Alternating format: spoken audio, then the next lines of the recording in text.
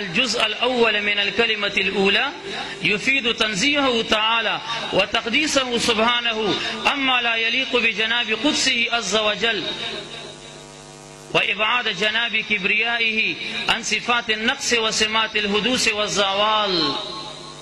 والجزء الثاني من تلك الكلمة، دا الجزء الثاني دي كلمة وبحمده يفيد إثبات صفات الكمال وشيونات الجمال له تعالى. دا دویم جزء وبحمده چې څومره د باری تعالی صفات الکمال دي، دا دغه افاده کوي. صفات الکمال لکه حیات، علم، سمع، قدرت، اراده، کلام او دا غرنګي تکوین چې دا اشعریه د صفات فعلیونه ګرځي او موږ ماتوریدیان په صفات ذاتیو کی حسابو. خدا د باری تعالی د صفات الکمال دا د انبیاء علیهم الصلاة والتسلیمات حقایق دي. د آدم علیہ السلام حقیقت څه دی؟ صفت التکوین.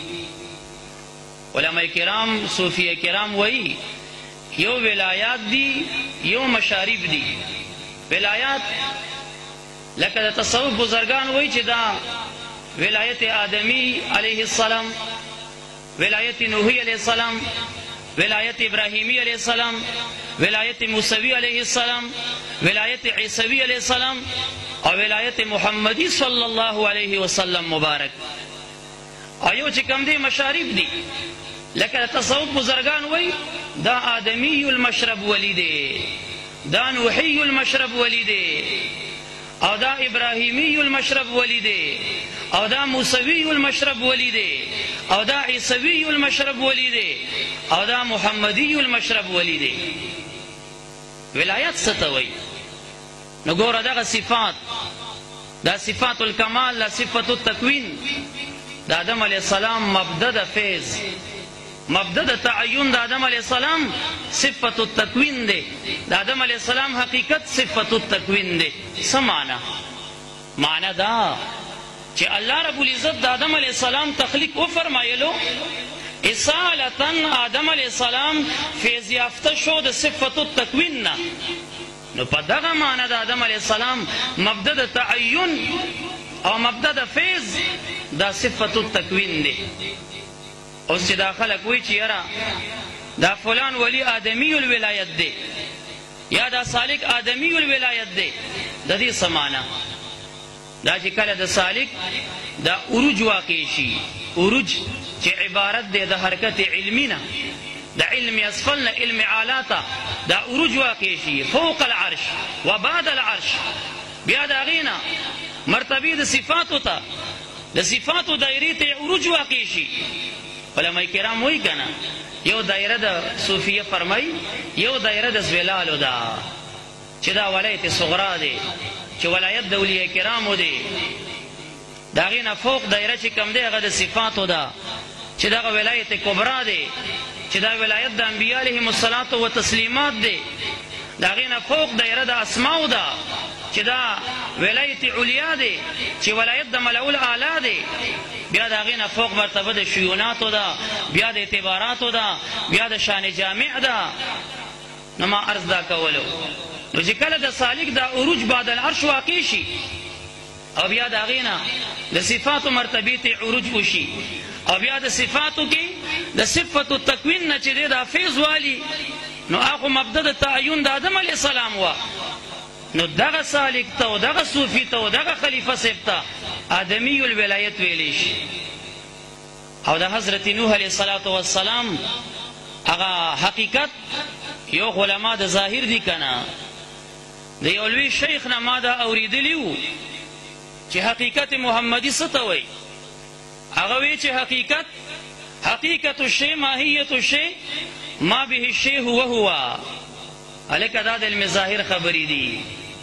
صوفیه کرام بیا زمونږ د تصوف امام ربانی رحمت الله علیه حقیقت محمدی صلی الله علیه وسلم د قابلیت اولان عبارت گنی چې دا د حقیقت قرآن د پاره زویل دی او دا په مراتب د ذات الباری کې یو مرتبه ده دا څومره په عظیمه خطایه کې ته واقع چې حقیقت د نبی اکرم صلی الله علیه وسلم د کائنات په ذره ذره کې چې وجود ورته ثابتوي نو وایي چې حقیقت الشی ما به شی هو نو دغه د علم ظاهر خبرې دي.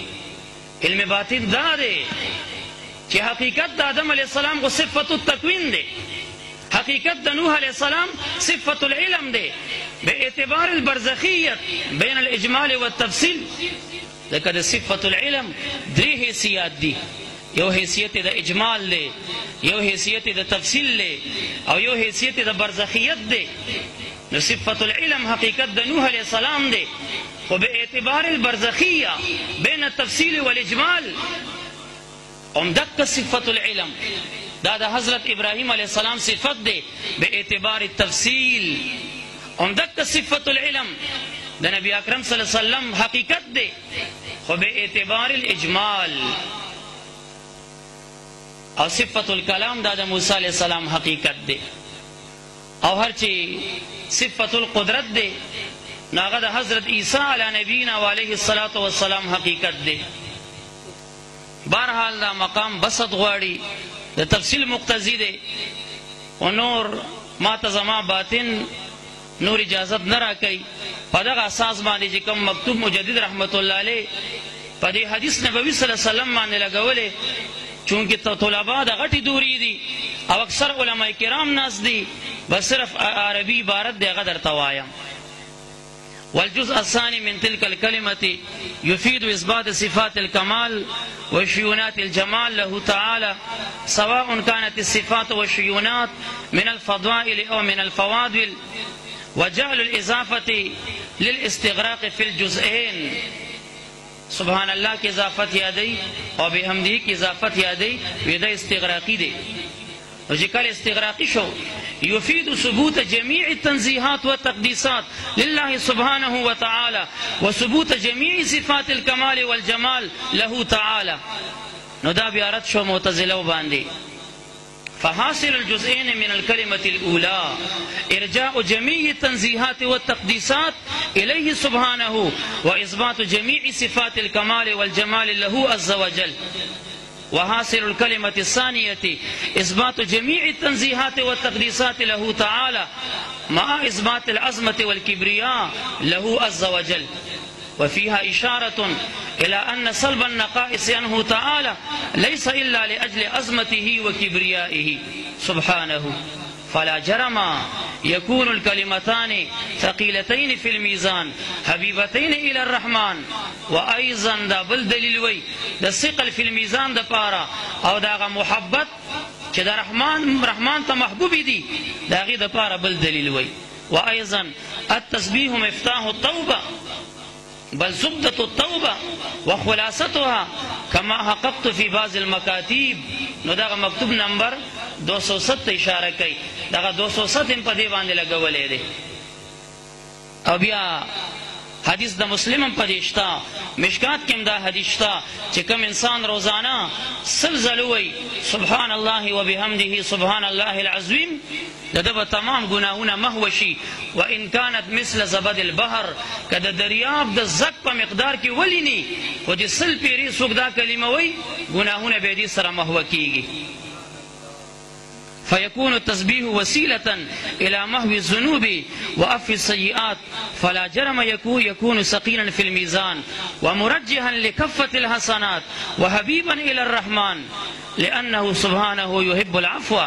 وأيضا لو أغي نقطة إشارة كي كما علامة زينة المحدثين وخاتمة المحدثين شارح د مشکات مولا علی قاری حنفی الهروی په شرح د مشکات کې فرمایي چې دې کې یو توجیه دام ده چې دې سره دا تسبیح کوون کې پاکیږي او دې الله تعالی ته محبوب دی. ځکه هر اسم الباری او خصوصیت لري چې څوک دغه اسم شریف ورد کوي دغه آثار هغه ظلال هغه تجلیات هغه به دې کې ظهور کوي.